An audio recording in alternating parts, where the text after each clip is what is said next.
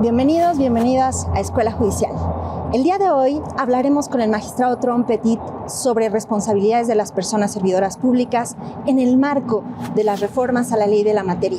Lo haremos desde su oficina, ubicada en el 4º Tribunal Colegiado de Circuito en materia administrativa, aquí en el primer circuito. No se vayan, acompáñenme. Magistrado. ¿Qué tal? ¿Cómo está? Qué gusto, gracias por recibirnos aquí. No, con todo gusto, me parece que es una gran oportunidad. La verdad, la sociedad necesita de saber de nosotros, del Poder Judicial, Claro. de lo que estamos haciendo. Entonces, creo que es una gran oportunidad, ¿no? Para Por exponer supuesto. algunas ideas. Y especialmente para abrir su oficina, que es lo que nos hará favor de hacer para nosotros en algunos minutos. Sé que es egresado de la UNAM. Sí, claro. Y que siempre le ha interesado precisamente la materia administrativa, ¿cierto? Sí, claro. Y ha trabajado en temas de argumentación jurídica con los alicantinos. ¿Qué otro tema? ¿O qué otros Bueno, temas? yo creo que el tema de responsabilidades del que vamos a platicar hoy es algo que me ha interesado mucho. Me tocó trabajar en un inicio cuando nace la Secretaría de la Contraloría General de la Federación, ahora Función Pública. Y fue bien interesante, ¿no? Algunos casos muy peculiares, el del general Durazo, el de... Qué interesante. En fin, casos bien importantes que se tramitaron en ese entonces. El después ministro Lancer, el director jurídico. Y bueno, nos tocó estar ahí a varios amigos conjuntos. Adriana Campuzano estaba ahí en el jurídico. El ahora ministro Pérez Dayán también estaba ahí, en fin. Y fue un bonito equipo. De hecho, ese es el tema de hoy, ¿cierto? Claro, responsabilidades de las personas funcionarias. Sí, claro. En el marco de la ley de la materia. Claro. ¿Vamos? Vamos.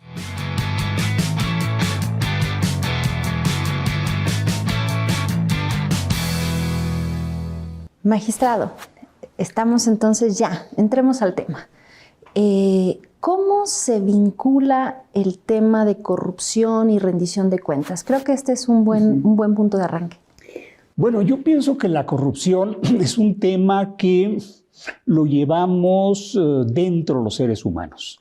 No hay ser humano que no tenga una tendencia natural a la corrupción. Creo que esa es una experiencia que podemos obtener en el mundo. Lo que se busca hacer es controlar los excesos de corrupción, pero reducir o acabar con la corrupción me parece que es algo que no es posible.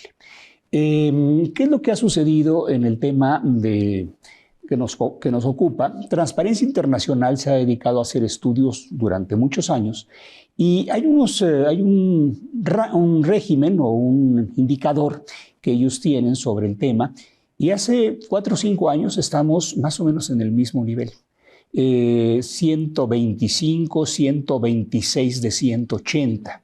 Entonces, esto implica que la posición de México no es una posición buena. Estamos en general en una posición bastante mala a nivel latinoamericano y a nivel mundial, y esto nos obliga a tener que entender que esto vale la pena. Sobre todo, poder llegar a tener un control de la corrupción, que es lo que me parece que se puede lograr, porque evitarla me parece que es imposible, lograr tener un control de la corrupción a través de un buen sistema de rendición de cuentas que sea funcional, que sea operativo, nos puede generar muchas ventajas y muchos provechos a nivel personal y a nivel nacional importantes.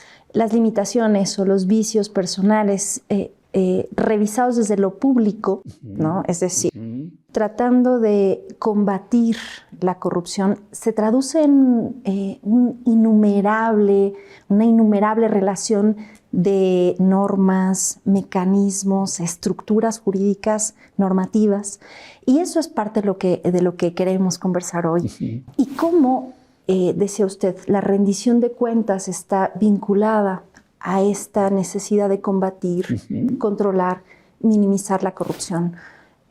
Claramente México no está ubicado en los mejores o más brillantes puestos de transparencia. Decía usted 126 y andamos ahí alrededor de países como El Salvador, y algunos otros, incluso africanos, Claro. ¿no? Con muy poco compromiso con estos temas. Sí. ¿De qué modo la ley de responsabilidades de las personas funcionarias se ubica en esta búsqueda institucional por controlar, abatir este fenómeno terrible? Bueno, mire, me gustaría dar una definición de corrupción que se le escuchó a un buen amigo profesor del ITAM en algún ciclo de conferencias que tuvimos y decía, la corrupción es tener palancas, es conseguir palancas.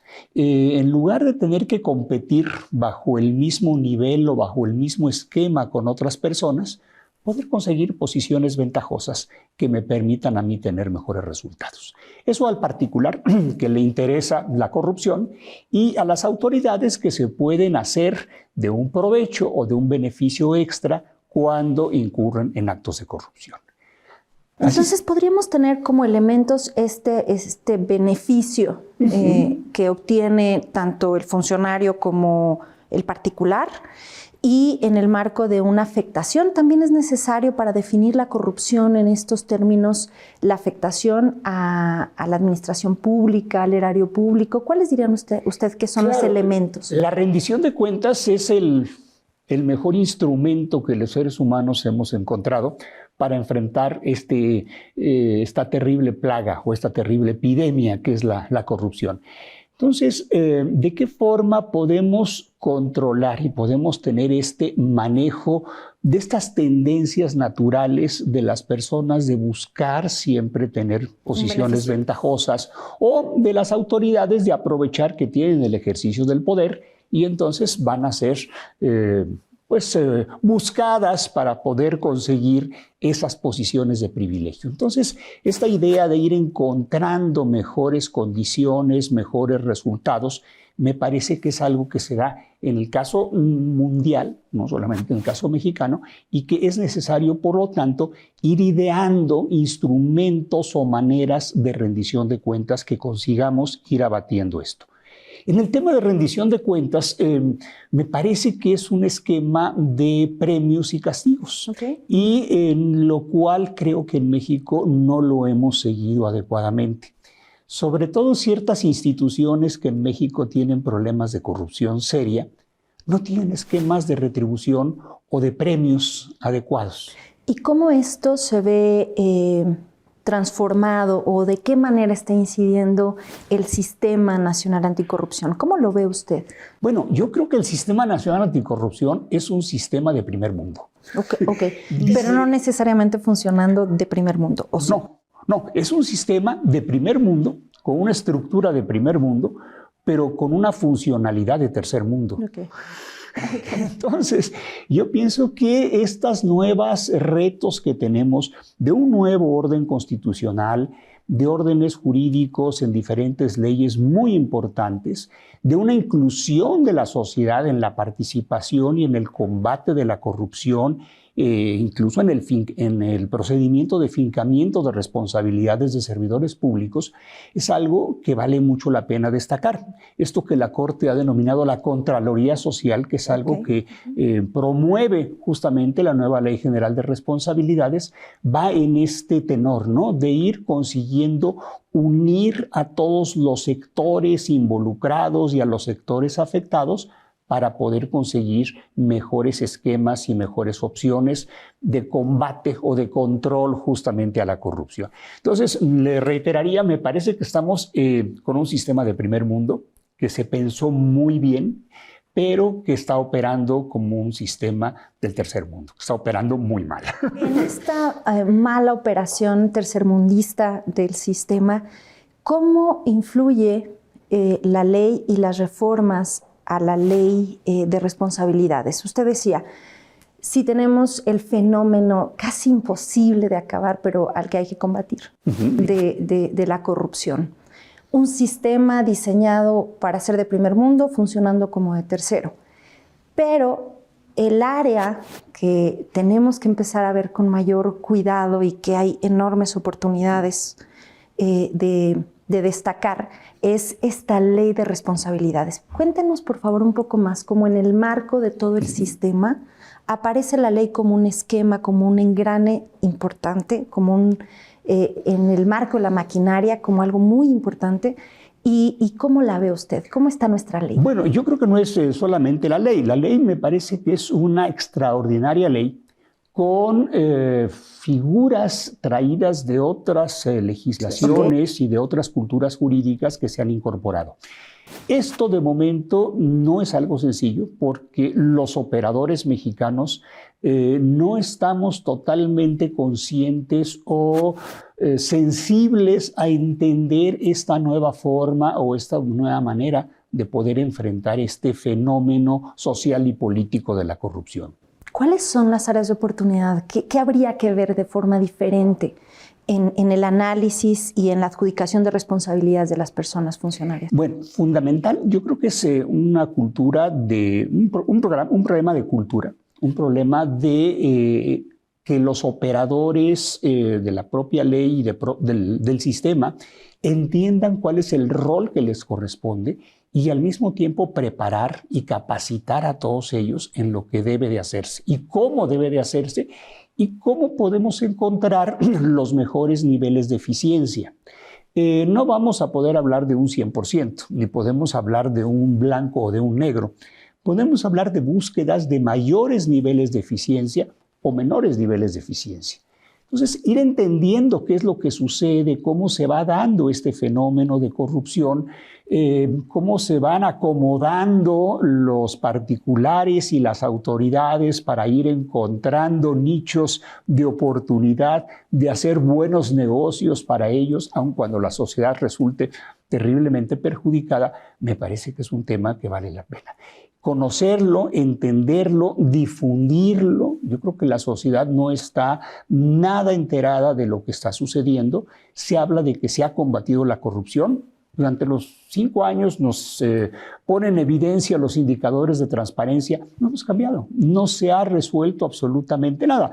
Que además el fenómeno de corrupción es importante porque es un tema cultural, es un tema jurídico, es un tema de eficiencias, es un tema de control de tendencias y derivaciones del ser humano que es necesario ver en conjunto. La OCDE habla del concepto de integridad y ahí destaca justamente lo amplio, lo versátil, lo multifacética de esta institución de la corrupción y de la rendición de cuentas. Entonces, ir encontrando áreas de oportunidad en donde podamos ver cuáles son esos problemas y cuáles son esas posibles soluciones. Y en esto habrá que tomar muy en cuenta qué ha pasado con los países que han tenido éxito. ¿Cómo cuál? Pues como Dinamarca, yo creo que es un caso importante. Dinamarca ocupaba un lugar extraordinario, tuvo un tiempo en el que redujo su nivel de rendición de cuentas y de control, bajó su grado de transparencia y subió su rango de corrupción. Se percataron de ello, tomaron acciones inmediatas y vuelven a estar ya desde hace muchos años nuevamente en primer lugar. No tenemos demasiados cambios, entonces, en los últimos años, en 5, 6, 7 años, en el ranking, digamos, de países con problemas de corrupción. Tenemos esta ley que dice, usted tiene enormes ventajas, pero no necesariamente está operando de forma óptima. Claro. ¿Cuáles son, dónde están estas necesidades de cambio cultural en los operadores, en los jueces? Déjeme que le platique algo que me tocó vivirlo. Yo trabajé en la Secretaría de la Contraloría General de la Federación cuando nace esta secretaría en la época del presidente Miguel de la Madrid y nos tocó tramitar y llevar adelante casos importantes. El después ministro Lanz Cárdenas era el director general jurídico y él comandó y organizó un equipo interesante.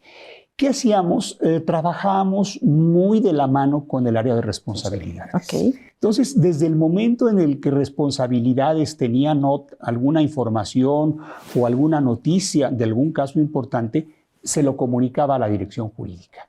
Y la dirección jurídica, desde el momento de la investigación, y yo diría desde el momento de inteligencia, porque yo creo que el combate a la corrupción tenemos que entender que tiene que haber una función muy eficiente de inteligencia, una función muy eficiente de investigación, una función muy completa de armado y de construcción jurídica, y después un trabajo jurídico de defensa en los tribunales también de muy alto nivel y con muy buena calidad.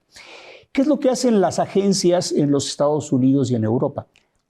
Conforman estos equipos multidisciplinarios, en donde se conoce, se advierte, se aprecia el programa en su integridad, y con personas capacitadas, equipadas, sensibles en todos estos diferentes huecos y oportunidades que se van dando de éxito o de riesgo, se va trabajando en forma lo más inteligente, lo más eficiente, lo más estructurada posible. ¿Podría usted señalarnos 3 áreas que usted considera de oportunidad en la ley o de ventaja en la ley que pueden ser concebidos como algo que haya que explotar por parte de las personas juzgadoras, incluso la sociedad misma, en términos de mejora al combate a la corrupción? Claro, hay un artículo relacionado en la Ley Orgánica de la Fiscalía General de la República que toma un poco estas ideas de lo que cómo han funcionado las agencias en Estados Unidos y en Europa, de tener este trabajo multidisciplinario. Ahí me parece que está el éxito. Si logramos trabajar y logramos construir y conseguir avances en ese sentido de funcionalidad y de éxito operativo, adelante. De otra suerte, vamos a quedarnos con una ley de primer nivel, con una estructura constitucional también de muy alto nivel, pero con un rendimiento de eficiencia de los agentes de muy bajo nivel.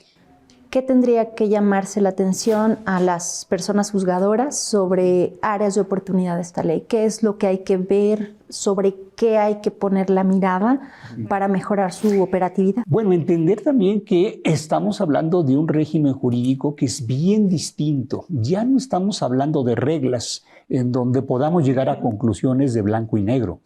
Estamos hablando de un orden jurídico basado en principios, basado en valores, basado en consecuencias. ¿Cuáles son los principios centrales de esta ley? Bueno, imparcialidad, legalidad, eficiencia, honestidad, estos que encontramos básicamente en la Constitución, que serían la gran idea.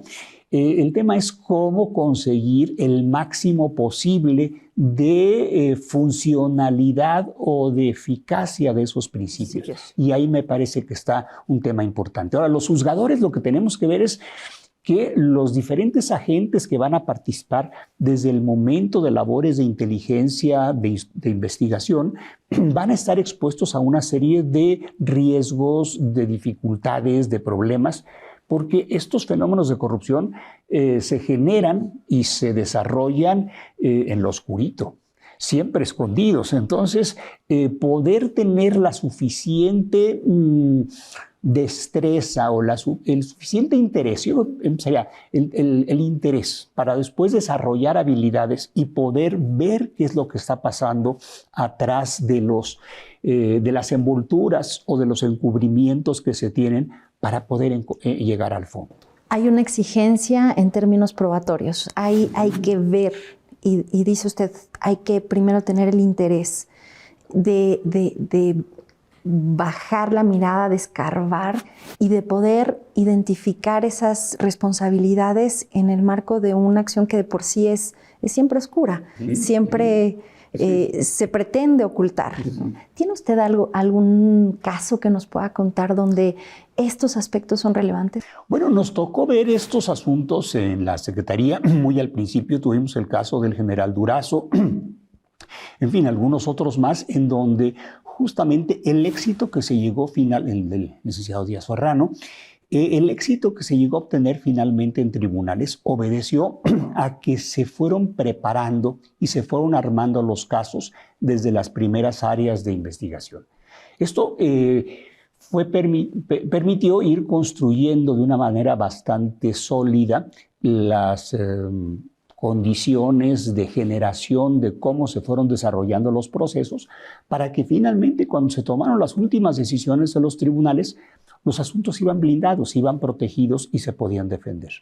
Entonces, desde que se estaba investigando, había la participación de abogados que conocían la forma y la manera en la que pensaban los jueces y por dónde iban a encontrar defectos y ir preparando, ir vacunando, ir cubriendo, ir protegiendo los casos para no incurrir en ese tipo de errores. Magistrado, y en este terrible fenómeno y tan difícil de combatir, ¿cuáles serían los grandes desafíos del Poder Judicial de la Federación en la aplicación de la ley?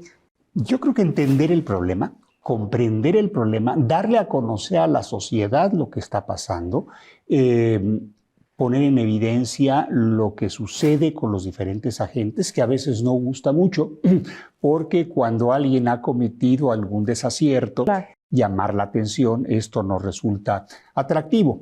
Pero finalmente es el trabajo de los jueces, o sea, no queda otra alternativa. Nuestra labor es justamente ello. Me parece que trabajar sobre un esquema y un modelo de premios y de recompensas es lo que más nos puede dejar. ¿En qué sentido?